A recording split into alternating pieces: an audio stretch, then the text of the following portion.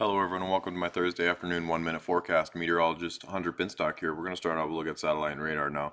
Maybe some scattered returns up towards the northern portions of the state. Just some really light snowfall if it's even making to the ground at this point.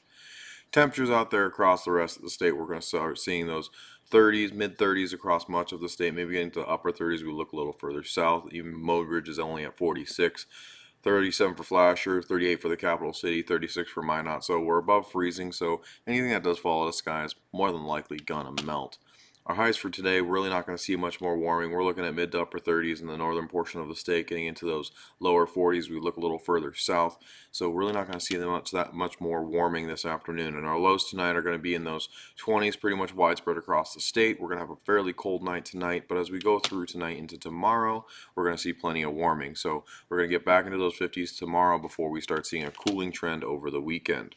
Now on Friday, we're going to get to those 50s. On Friday, we'll also have a cold front working its way through the state. So 2 days post cold front is when we're going to have our coldest day of the week, 30s on Sunday. Then we're going to be back in the 50s for a couple of days, and then those temperatures are going to drop off for the end of next week. So we should return to those seasonal average, if not maybe a little bit below average temperatures at the end of next week. Look at a wind speed and direction right now. We're about 10 to 15 miles an hour. Primarily to the northwest. We have 16 in Wofford City, 13 for Garrison, 14 for Lytton. So a breezier afternoon on the border of windy. And speaking of winds, the winds over the next couple of days, they're going to be relatively calm this afternoon, but as we approach Friday, those winds are really going to start to pick up.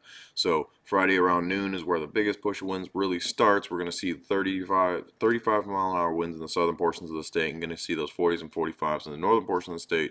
As we progress through Friday, they'll become a little more widespread of those 40s and 45s, and as we approach Saturday morning, they'll calm down a little bit back down to those 15s and 25s for much of the state, 30s and 35s out towards the east.